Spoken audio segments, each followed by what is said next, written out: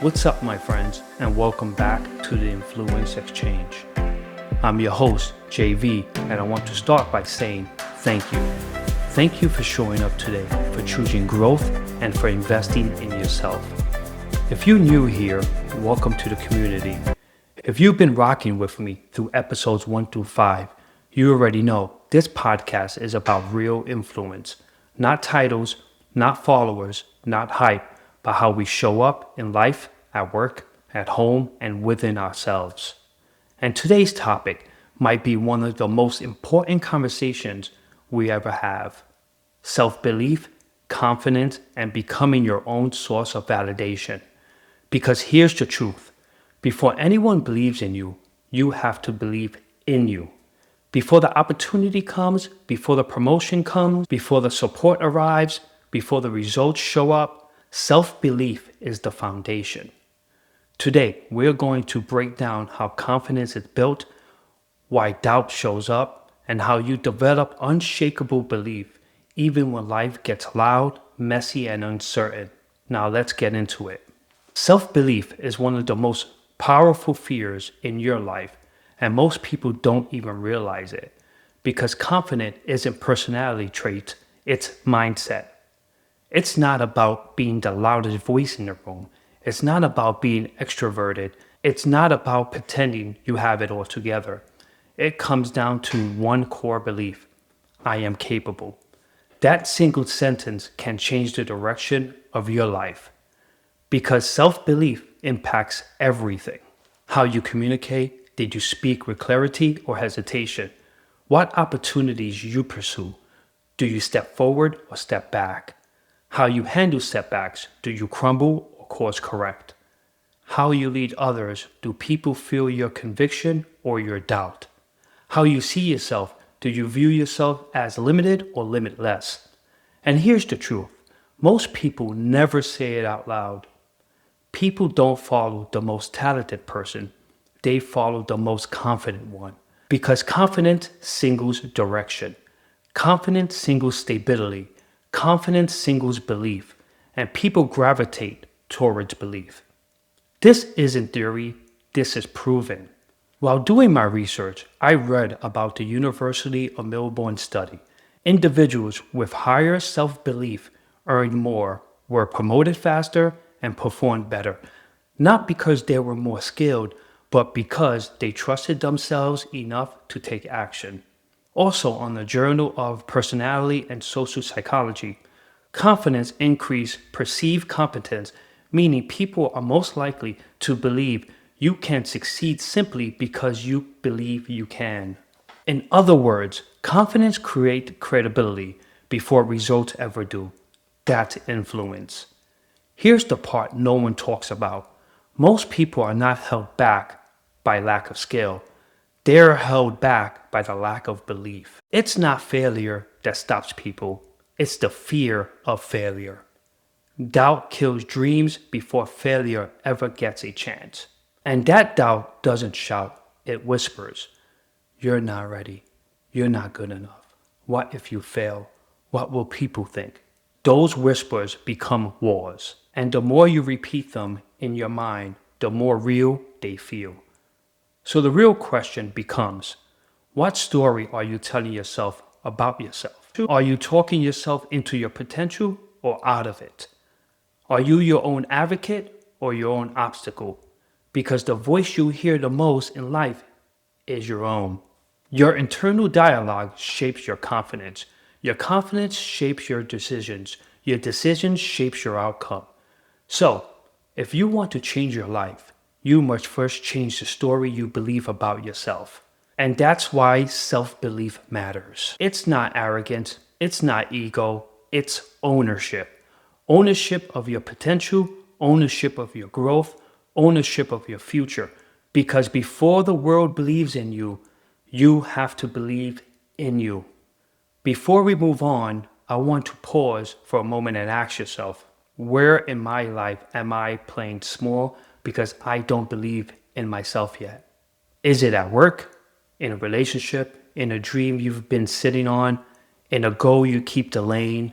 And second, what would I do differently this week? if I believe I was truly capable. Say it out loud, write it down, let it sit with you, because awareness is the first step toward belief, and belief is the first step toward change.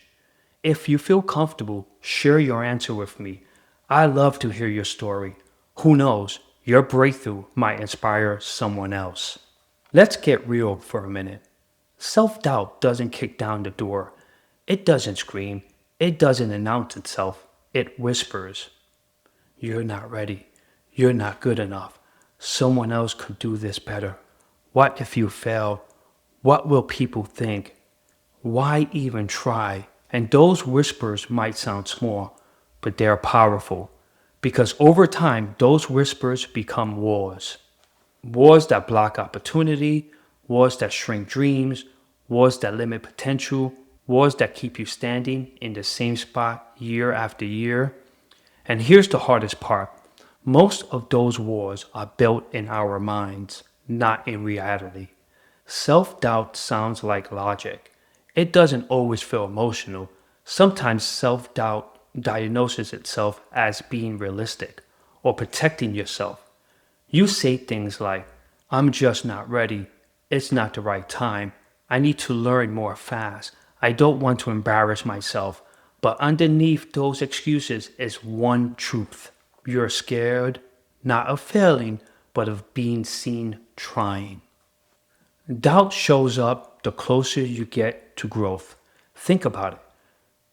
You rarely doubt yourself when you stay in your comfort zone. Doubt shows up when you are leveling up. New job, doubt. New responsibility, doubt. New relationship, doubt. New dream, doubt. And why? Because your brain is wired for safety, not success. It doesn't care about your goals. It cares about keeping you comfortable. It wants familiar, not fulfilling. Every big move feels scary because your brain is saying, "Don't change. Change is risky, but here's the truth." Comfort protects your present. Confidence builds your future. Growth lives on the other side of discomfort. Every opportunity you want, every breakthrough you're chasing, every vision of you that you're trying to become lives just outside your comfort zone. And belief in yourself is the bridge that gets you there. Because motivation can start the journey, but only belief can sustain it. Let's address something real. A lot of self doubt doesn't come from your ability, it comes from comparing your journey to someone else's. You can see someone online winning, you can see a coworker moving faster, you can see friends accomplishing things, and suddenly the voice kicks in. Why am I not there yet? They're better than me? I can never do that. But listen, comparison steals confidence. Comparison kills momentum. Comparison creates self doubt that was never yours to begin with. Your timeline is your timeline. Your journey is your journey. Your peace is your peace. Doubt doesn't mean stop, it means step forward. Self doubt is not proof you're incapable. Self doubt is proof you're on the edge of growth. You don't feel doubt when you're standing still. You feel it when you're moving forward. So instead of thinking, "I'm doubting myself, something's wrong," try thinking, "I'm doubting myself, something's growing." Motivation gets loud with excitement, hype, and adrenaline. But doubt gets quiet, silent, sneaky, and consistent.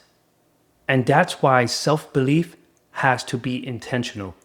You don't accidentally become confident. You build confidence by choosing belief in moments where doubt wants control. Because the truth is, the biggest battle you ever fight is the one between your potential and your doubt.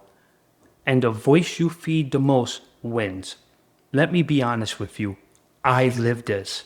There was a moment earlier in my career I was offered a chance to lead a project that could have moved me forward in a big way. It was the kind of opportunity people wait for years. And you know what I did? I hesitated. Not because I didn't have the skills, not because I didn't have the experience, but because I didn't think I was ready. I told myself, maybe someone else could do it better. What if I mess things up? What if people find out I'm not good as they think? And instead of stepping forward, I stepped back. Someone else took the project, someone else led, someone else grew from it. And I remember watching them succeed, realizing the only thing that stopped me wasn't ability, it was doubt. That moment hurt, but it taught me something powerful. Self doubt doesn't block the opportunity, self doubt blocked me from taking it. And from that day forward, I promised myself I would never let fear make a decision for me again. Because doubt didn't mean I wasn't capable. It meant I was being stretched, I was being challenged, I was being invited to grow. And that shift changed everything. Let's shift the lens for a moment and talk about something almost every one of us has faced, whether we admit it or not. There's a point in life, sometimes earlier, sometimes later, where you're standing in front of an opportunity, a challenge, a next step, and everything in you hesitates. Not because you don't want it, not because you're not capable, but because self doubt steps in and quietly asks, who do you think you are? And suddenly, the opportunity that once felt exciting starts to feel intimidating. Let's paint a few real world scenarios. Maybe one of these is you. Scenario 1, the meeting room moment. You're sitting in a meeting, listening to ideas being thrown around. You have a great idea, a small one, a valuable one. Your heart is beating, your hands are almost rises, but doubt whispers. What if they don't take you seriously? So you stay quiet, and later someone else shares a similar idea, and everyone applauds. And you think, that could have been me. Scenario 2, the career opportunity moment. Maybe there's a promotion posted at work. You read the requirements, you done the work, you put in the time, but instead of applying, you tell yourself, I'm probably not ready. And someone else, maybe with less experience, goes for it. Scenario 3, the dream you keep delaying. Maybe you've been wanting to start something, a business, a podcast, a certification, a fitness journey, a passion project. You've imagined it, you've talked about it, you planned it in your head, but every time you think about starting, you freeze. Because the fear of what if I'm not good enough feels louder than the dream itself. Scenario 4, the leadership moment. You are already influencing people. Whether you realize it or not, coworkers look up to you. Friends lean on you. Family asks for guidance, but instead of stepping into leadership, you shrink yourself thinking, someone else could do it better. Here's the truth behind all of those moments. Self-doubt doesn't just hold us back. It steals moments we'll never get back. Opportunities expire, ideas lose momentum, confidence weakens, growth pauses, not because we failed, but because we never tried. And I want you to sit with this. How many times have you talked yourself out of something you were fully capable of? Not because you lacked skill, but because you lacked belief. Now flip the question. How different would your life look today if you said yes to even half of the opportunities you talked yourself out of? Maybe you're further in your career. Maybe you'll be leading instead of following. Maybe you'll be building something instead of dreaming about it. Maybe you'll be someone you're proud of instead of someone waiting for the right time. Here's the breakthrough. The gap between where you are and where you want to be isn't talent, isn't luck, isn't timing, it's belief. People with average skills but strong belief move faster than people with high skill and low belief. Because action beats perfection, courage beats hesitation, self-belief beats self-doubt. So, as you're listening right now, I want you to think about one thing. Where in your life are you shrinking when you should be stepping up? Is it your career, your confidence, your communication, your leadership, your dreams? Because the moment you stop doubting your ability, it's the moment your ability finally gets room to grow. And the most powerful shift you can make is this. Stop asking, what if I fail? Start asking, what if I'm capable? Because belief isn't feeling, it's a decision. And the moment you choose that decision, even once, everything begins to change. Before we move, I want to challenge you directly. Because self belief doesn't grow from thinking, it grows from doing. So here's your challenge. Step one, identify one area where you have been holding back. Think about something you avoided because of doubt. Speaking up in a meeting, applying for an opportunity, starting a project, asking a question, sharing an idea, setting a boundary, taking a leadership role. Write it down, name it, own it, because what you can define, you can defeat. Step two, choose one action you've been afraid to take. Not 10, not 5, just one. It could be sending the email, making the phone call, signing up for the class, scheduling the meeting, pitching the idea, asking for feedback. Small action, big impact. Step 3. Do it within 72 hours. Not someday, not next month, not when things calm down. 72 hours.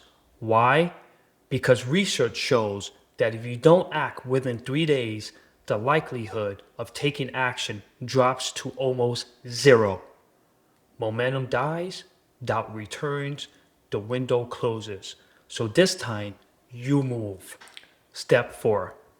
Track how you feel after. Not how perfect it was, not whether it went flawlessly. Ask yourself, did I show up? Did I stretch myself? Did I prove something to me? Because confidence doesn't come from winning, it comes from showing up.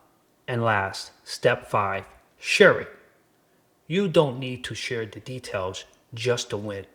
Post it, message it, or tell someone.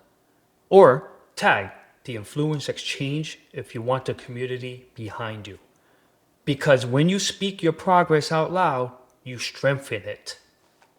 Now, let me tell you, my 72-hour confident move was this podcast, the Influence Exchange. I had the idea, I had the passion, but I also had doubt. For months, I kept thinking, who am I to start a podcast? What if no one listens? What if I'm not ready? And then one day, I made a decision. No more waiting, no more overthinking, no more talking myself out of my own potential. I gave myself 72 hours to take action. Not to be perfect, but to begin. And within 72 hours, the name was chosen, the vision was set, and episode 1 was in motion. Because that's the truth. This podcast didn't start with confidence. It started with courage. It started with one decision. I'm doing this. And that's the message to every listener. You don't build confidence first. You take action first. Confidence follows. This podcast exists because of a 72-hour confidence move. Imagine what yours could create. And the overall goal is not perfection, not instant transformation, just one thing. Build the muscle of belief. One action, one moment, one step that says, I'm done sitting in the back row of my own life. Now let's pull back the curtain on something most people never learn. Confidence isn't luck. Confidence isn't magic. Confidence isn't generic. Confidence is neurological. It's psychological. It's trained. Your brain is literally shaped by the action you take and the action you avoid. Confidence is a skill. Most people think confidence is something you're born with. Oh, she's just naturally confident. He's always been that way. No. Confidence is a skill, just like communication, leadership, or problem solving. And like any skill, it can be built, strengthened, and mastered. How the brain builds confidence. Neuroscience tells us that every time you take action, especially when it's uncomfortable, your brain creates a new neutral pathway. Think of it like this: every small win becomes proof. Proof that you can handle pressure, proof that you can figure things out, proof that you can survive discomfort, proof that you can grow. And the more proof your brain collects, the louder the belief becomes. I can do this. Psychologists call this self efficiency, the belief in your ability to succeed, not the belief that you'll be perfect, not the belief that you'll never struggle, but the belief that you can figure it out along the way. Action creates evidence, evidence creates identity. Confidence doesn't start with belief, confidence starts with action. Because action creates evidence, evidence creates confidence, confidence creates identity, and identity creates consistency. I'll pause for 5 seconds while you take it all in. Let's continue. So, when you show up, even in small ways, your brain starts to shift from I hope I can to I know I can. Inaction builds the opposite. Here's the tough truth: every time you avoid something because of fear, your brain learns a different message. I can handle that. I'm not ready. I shouldn't try. Avoidance becomes evidence too, but evidence for doubt. So when we say confidence is psychological, this is what we mean. Your brain becomes what you repeatedly do. Tiny wins, big impact. Confidence doesn't require a massive achievement. It's built in the small choices: speaking up once, asking one question, trying something new, finishing a task you postponed, showing up on a day you wanted to quit. Those tiny wins stack up, and stacked wins become unshakable belief. Confidence isn't the absence of fear.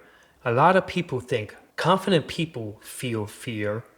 They just don't let it make decisions for them. They act with fear, they move through fear, they build belief because of fear. Confidence isn't saying, I'm not scared. Confidence is saying, I'm scared, but I'm still going. So here's the mindset shift: stop waiting to feel confident before you act. Act so you can become confident. Because confidence doesn't come first, courage does. And confidence is the reward for showing up.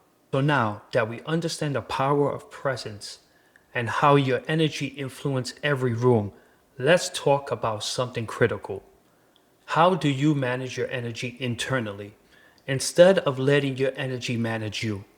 Because here's the truth: most people don't walk into rooms with intention, they walk in on autopilot. They carry stress from yesterday into today, they carry frustration from one room into the next, they bring work energy into home energy, they bring personal pressure into professional spaces, and without realizing it, their mood becomes the room's mood.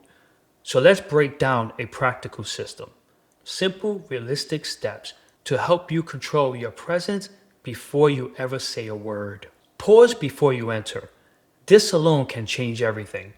Before you walk into a meeting, before you walk into your house, before you pick up the phone, before you start a conversation, just take 5 seconds and ask yourself, what energy do I want to bring into this space? Not, what am I feeling right now? But, what do I want others to feel from me? Do I want them to feel calm, supported, confident, positive, focused? That 5 second pause shifts you from reactive energy to intentional energy. Great leaders don't just enter a room, they set the room. Breathe before you speak. Your breathing is a remote culture of your nervous system. Short, fast breathing equals anxious energy. Slow, controlled breathing equals grounded energy. Try this. Inhale for 4 seconds. Hold it for 2. Exhale for 6. Do it twice. Your body relaxes, your face softens, your tone shifts. Before anyone hears a word, they feel the difference. Adjust your posture. This might sound simple, but it's real. When you stand tall, shoulders relaxed, chin up, your body signals confidence to your brain. Scientists call this embodied contention, meaning your physical state influences your emotional state. Posture doesn't just communicate confidence to others, it communicates confidence to you. And confident energy leads to confident presence. Lead with a genuine greeting. Energy transformed fastest through eye contact and tone. A simple good morning, how are you? Hey, good to see you, delivered with authenticity, can reset the emotional temperature of the entire room. You're telling people, I'm here, I'm present, and I'm with you. People don't need perfect words, they need presence. Don't carry old energy into new spaces. One of the biggest mistakes we make, we drag one moment into the next. A bad meeting becomes a bad afternoon, a stressful morning becomes a tense evening, work frustrations become household tension. You've heard the phrase, leave it at the door. It's not just a saying, it's emotional discipline. Before you move from one environment to another, reset. Take a breath, shake off the moment, remind yourself, this room doesn't cause my stress, so it doesn't deserve my stress. Your family deserves your presence, not your leftovers. Your team deserves your focus, not your frustration. You deserve peace, not pressure. Protect your energy like a resource because it is your energy impact, your performance, your relationship, your leadership, your mental health, your opportunities. So ask yourself, who drains my energy? Who restores my energy? What habits lift me? What habits tear me down? The more aware you are of your emotional triggers, the more control you gain over your presence. Energy management isn't about being perfect, it's about being aware. Remember, presence is leadership. People don't need you to have all the answers, they need you to show up grounded, intentional, and emotionally steady. Because when your presence is calm, others feel safe. When your presence is confident, others step up. When your presence is positive, others feel helpful. Your energy gives others permission to rise. And that's influence at the highest level. A few key takeaways. You can't always control the room you walk into, but you can always control the energy you bring to it. And when you master that, you don't just influence the room, you elevate it. And that's where influence begins. Before we close today, I want you to sit with this truth. We're not built to play small. You were not designed to stand in the background of your own life. You were created with potential, with purpose, and with a kind of strength you haven't even fully trapped into yet. And I know self-doubt can be loud, fear can be heavy, the unknown can be intimidating, but listen, your future is not waiting on perfection, it's waiting on participation. The world doesn't need you to have all the answers, it doesn't need you to be fearless, it doesn't need you to be flawless, it just needs you to show up. Because every bold move starts with one quiet decision. I believe I can. So this week, I want you to step into your life with intention. Share your idea, make the call, take the risk, back yourself. Not because you're certain, but because you're committed. You might stumble, you might feel uncomfortable, you might take small steps instead of big ones. But movement is momentum, and momentum builds confidence, and confidence builds influence.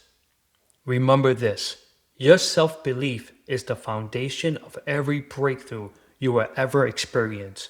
When you believe in yourself, doors open, people listen, opportunities appear, rooms shift, Lives change starting with your own. And if no one has told you this lately, let me be the first. You are capable. You are worthy. You are ready. If this episode spoke to you, don't keep it to yourself. Share it with someone who needs a reminder that they are stronger than their doubt and bigger than their fear. Make sure to subscribe, leave a review, and connect with me on all social media platforms at The Influence Exchange. And remember, your confidence grows every time you choose courage over comfort.